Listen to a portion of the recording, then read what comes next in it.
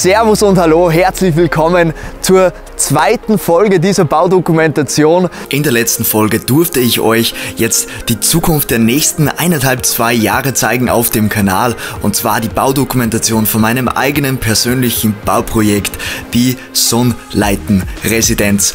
Ich habe euch das Grundstück gezeigt, wo alles ungefähr hinkommt, generell welche Arbeitsschritte notwendig sind, und das war auch eine super Geschichte, weil ihr einfach mal das Gelände so seht, wie es jahrzehntelang war, ohne dass ein Bagger irgendetwas verändert hat. Und genau da können wir jetzt anschließen. Ich darf euch jetzt begrüßen auf der Baustelle. Bevor es aber hierher kommt, haben wir ganz was anderes gemacht. Wie ihr das letzte Mal schon gesehen habt, ich bin genau hier auf diesem Betonschacht gestanden. Thema Aufschließung eines Baugrundstückes. Bevor man überhaupt mal irgendwas machen kann, war das schon die erste Baustelle und das erste Mal, dass hier der Bagger seinen Arm gedreht hat. Das ist mittlerweile schon wieder ein Monat aus, dass wir das gemacht haben. Sehen wir hier insgesamt 60 Meter lang quer über den Hang mit dem Bagger rüber gefahren, und es war gar nicht einfach. Wir hatten ein Riesenglück mit dem Wetter. Wir hatten 3 Tage lang und davor auch noch sonniges Wetter. Wäre das nicht der Fall gewesen, wäre bei den Gefälle an manchen Stellen da drüben der Bagger unmöglich herumgefahren und hätte unmöglich diesen Graben wirklich horizontal zum Hang graben können. Aber es hat alles wirklich relativ gut funktioniert, wie ihr in den Aufnahmen sehen könnt. Die Grabungsarbeiten haben bei den Nachbarn drüben gestartet, sind dann entlang vom Hang bis zum Baugrundstück dann rübergegangen. Dann wurde auch schon der Schotter geliefert, um dann wieder genau in die gegengekehrte Richtung alles wieder zuzuschütten und einzubetten. So schaut es aus, wenn alles wieder nach nur 2 Tagen zugeschüttet ist. Unglaublich tolle Arbeit geleistet von der ganzen Partie. Hier sieht man den Schieber, der dann quasi noch eingebettet worden ist, der dann endlich nach einem halben Tag später auch da war. Das war aber nicht der Fehler der Baufirma, sondern der Wassergenossenschaft eigentlich. Und der vorher angesprochene Betonschacht, der ist wiederum hier an die Grundstücksgrenze gesetzt worden, einfach, dass er während dem Aushub nicht im Weg steht. Da drinnen ist quasi jetzt die Wasserleitung, eine 2 Zoll Leitung, die mit diesem Schieber drüben komplett abgeriegelt werden kann, und eine Leerverrohrung für den Stromanschluss.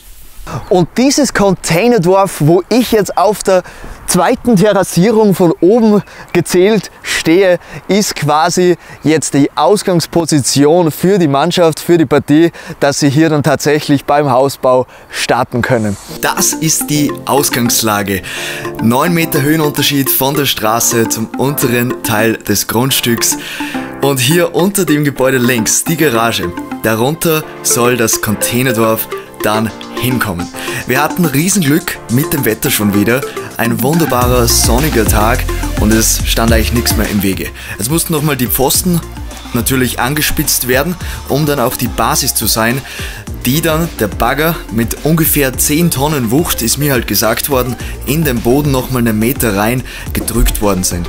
Hat dann nicht lang gedauert, dann war schon der Brandl-Lastwagen da mit dem ersten Container. Das ist hier der Poliercontainer, der oberste von allen, die jetzt noch kommen sollen, und ist anscheinend sogar einer der schwersten. Der hat rund 2 Tonnen und der wird hier vom Kran quasi teilweise über die Garage hinweg gehoben, und ist natürlich spannend anzusehen, hier mit der Drohne von allen Seiten und Winkeln. Der Bagger unten, der noch ein paar Maßnahmen trifft, um jetzt quasi die Ständerungen vorzubereiten, und einfach nur sensationell, wie schnell das dann auch gegangen ist am Ende des Tages.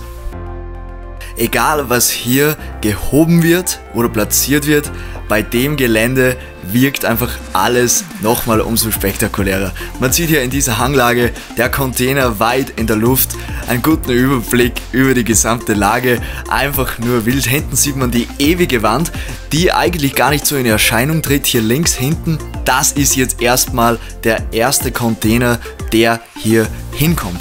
Darunter wird jeweils höhenversetzt immer wieder ein Container hinkommen. An der Zahl sollen es dann 4 werden, und jeder ist auf einem anderen Höhenniveau. Das ist jetzt mittlerweile schon der 2. Container von der Baufirma. Diesmal aber für die Mannschaft. Und die letzten beiden Container, die Blechcontainer, sind dann für das Werkzeug und für die Maschinen. Also hinter mir kann man es gut sehen, die Kreissäge zum Beispiel, die hier draußen steht. Und da steht es, das fertige Sonnleiten Containerdorf, fast schon fertig zum Einziehen. Man kann echt sehen, dass der oberste Container wirklich um einen ganzen Container Höhenunterschied hat zum letzteren. Direkt danach hat die Mannschaft dann auch schon begonnen, das Gelände aufzubauen, die Terrassierungen weiter auszubauen und natürlich dadurch auch die Baustellensicherheit quasi zu gewährleisten. Zusätzlich zu den Terrassierungen und Ständerungen, die hier im Zuge von diesem ganzen Containerdorf, sagen wir mal, gemacht worden sind, steht ihr gerade auch auf einer Terrassierung, die als Lagerplatz hier temporär verwendet wird. Also mit Dockerträgern ist das hier alles wunderbar geständert worden und witzigerweise schaut dieser Abschnitt hier vor allem von der Bundesstraße unten am allerwildesten aus, weil es einfach so einen gigantischen Höhenunterschied ausmacht. Und das kommt aber wieder weg. Hier unten ist auch nochmal ein Lagerplatz entstanden und zusätzlich zu dem Ganzen wurde das komplette Grundstück, also auch darüber hinaus, wo jetzt tatsächlich dann die Baugrube ist und ausgehoben wird, wirklich die ganze Längsseite wurde nochmal mit 3 Reihen Brettern, jeden Meter ungefähr, mit einem Pfosten wieder befestigt. Also das hält für Steine, für Geröll, das hier runterrollt. Ihr wisst es, wir sind auf einer Leiten und der Nachbar da unten hätte keine Freude, wenn durch das WC-Fenster ein fetter Stein durchkommt. Beziehungsweise braucht man nicht mal ein Fenster dazu, das reicht schon eine Mauer. Die perfekte Basis, um für die Mannschaft hier wirklich Ausgangslage zu sein, um dann tatsächlich da, wo ihr jetzt steht, wir filmen mit der langen Linsen, hier das Fundament, den Aushub vom Haupthaus dann machen zu können.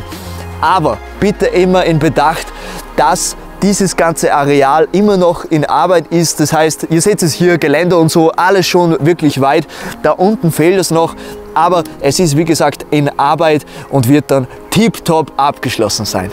Ich sage vielen Dank an unseren Sponsor, die Brandl Baufirma, und wir sind fleißig gewesen, der Aushub vom Carport, das Abschneiden dieser geliebten Mauer und das Ausheben des gesamten Areals, wo dann die Baustellenstraße quasi vorübergehend dann seinen Platz finden wird. Und liebe Leute, da hat sich irrsinnig viel getan in dieser Woche, gleichzeitig mit der Baustelleneinrichtung.